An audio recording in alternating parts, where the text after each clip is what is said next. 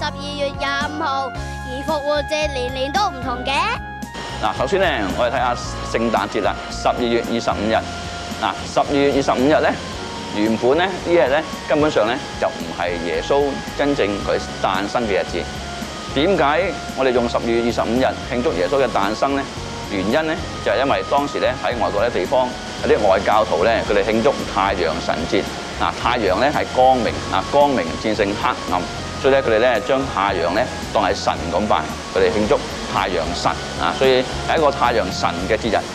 而我哋天主教徒咧，我哋嘅真光唔係太陽，我哋真光咧係耶穌基督。耶穌基督咧係我哋真正嘅光明。所以為咗我哋抗衡一啲外教徒，佢哋慶祝太陽神節咧，所以我哋咧定咗嗰日12月25日就慶祝耶穌基督作為我哋照世嘅真光佢嘅誕生嘅日子。所以咧，我哋天主教徒咧就喺嗰日咧特別咧，我哋慶祝耶穌嘅誕生。而事實上根本上一路都冇歷史上都冇記載耶穌嘅誕生究竟係邊一日。所以咧，雖然我哋話12月25日唔係真真正正耶穌誕生嘅日子，但係每年我哋有一日我哋定為慶祝耶穌誕生嘅日子咧，咁樣都係一個唔錯嘅意思嚟嘅。所以嗰日咧都讓我哋都能夠好開心咁樣，好高興咁樣慶祝耶穌嘅誕生。佢就係我哋嘅真光，佢不斷照亮我哋嘅生命。至於復活節，復活節點解又會喺每年唔同嘅日子咧？復活節點樣定嘅咧？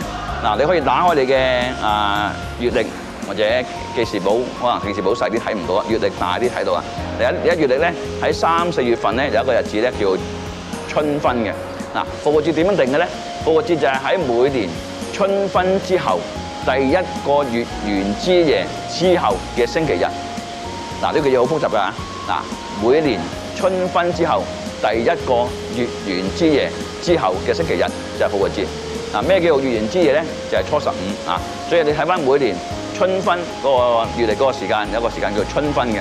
春分之後睇翻舊曆初15之後咧嘅星期日嗰日咧就係復活節嚟㗎啦。所以復活節就係每一年春分之後第一個月圓之夜之後嘅星期日，呢日咧就係復活節。我哋就係嗰日咧，我哋慶祝耶穌嘅復活。所以咧復活節咧，因為嗰個時間嘅問題啦，所以每一年咧都會係唔同嘅。咁你可以睇翻你嘅月曆，睇下舊年啦，或者睇下今年啦，睇下係咪春分之後舊曆初15之後嘅星期日就係復活節嚟㗎啦。